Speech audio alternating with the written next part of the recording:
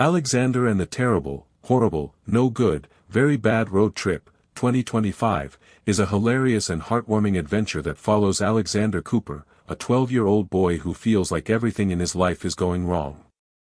From his disastrous school projects to his rocky relationship with his older brother and the constant embarrassment of his quirky parents, Alexander's world feels like one long string of unfortunate events. So when his family decides to take a cross-country road trip to reconnect and create some positive memories, Alexander's already low expectations hit rock bottom. He's convinced this trip is going to be the worst experience of his life. The film begins with Alexander's voiceover, narrating his anxieties about the upcoming journey. His sarcasm and self-deprecating humor immediately draw viewers into his world, as he jokingly refers to the trip as the most terrible, horrible, no good, very bad adventure he could ever imagine. Despite his protests, his family insists on going, and so begins the epic road trip, with Alexander's perspective giving way to one misadventure after another.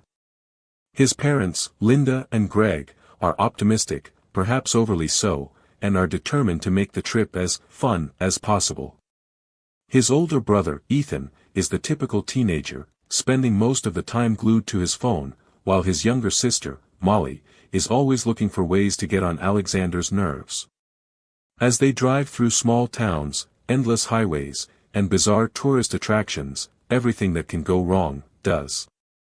The car breaks down in the middle of nowhere, they get lost for hours, and every stop along the way leads to some kind of disaster, whether it's a run-in with a strange group of tourists, an awkward dinner at a diner, or Alexander's own tendency to blurt out the wrong things at the wrong times.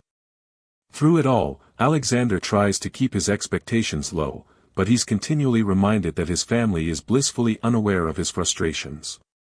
In the chaos, Alexander's frustration grows, and he begins to wonder if things will ever go right. He starts to feel like the universe is conspiring against him, and he can't help but think that the road trip is an elaborate exercise in torturing him.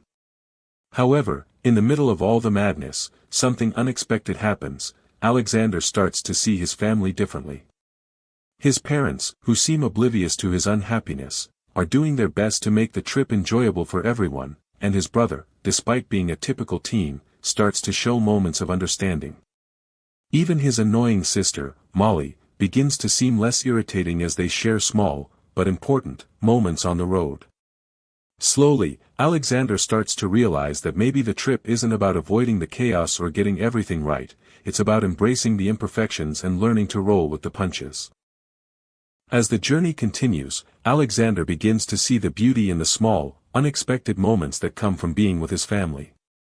At each stop along the way, they encounter quirky characters and bizarre situations, and with each new disaster, they begin to bond in ways they hadn't before. In a particularly funny moment, they get stuck at a roadside attraction that promises to be the world's largest rubber band ball, but they end up getting trapped in a crowd of overly enthusiastic tourists, leading to a hilarious series of misadventures. While Alexander initially views these encounters as a series of inconveniences, he starts to notice that they're what make the trip memorable. Each mishap becomes a story to laugh about, and slowly, the trip starts to shift from a terrible ordeal to an unexpected bonding experience. His father, Greg, who had been pushing for the family to enjoy the trip at all costs, begins to open up about his own fears and frustrations, showing a side of him that Alexander had never noticed before. His mother, Linda, who has always been the calm one, reveals her own anxieties about the trip and how important it is to her to have these experiences together as a family. Alexander, who had previously viewed his parents as out of touch and too idealistic, starts to appreciate their imperfections and sees that, despite everything, they care deeply about him and his happiness.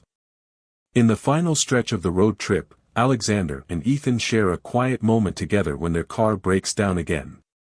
After all the tension and rivalry between them, the two brothers finally have a heart-to-heart conversation about their different views on family, life, and growing up. As the road trip comes to a close, Alexander realizes that, in a way, the trip wasn't about getting everything perfect, it was about being together, imperfect and chaotic as it was. When they finally reach their destination, which turns out to be a small, peaceful beach town, Alexander reflects on the journey. While the trip may not have gone as planned, it ended up being exactly what his family needed.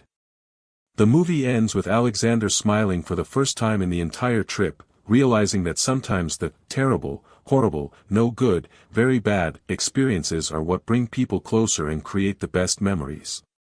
The closing scene shows the family, with all their quirks and imperfections, enjoying a quiet moment on the beach, finally understanding the value of their time together. Alexander's narration wraps up the film, saying, "Maybe sometimes bad road trips are the best road trips, and maybe, just maybe, things don't always have to go right to be right." The film closes with a message about embracing the unexpected and finding joy in the journey, no matter how bumpy it might be.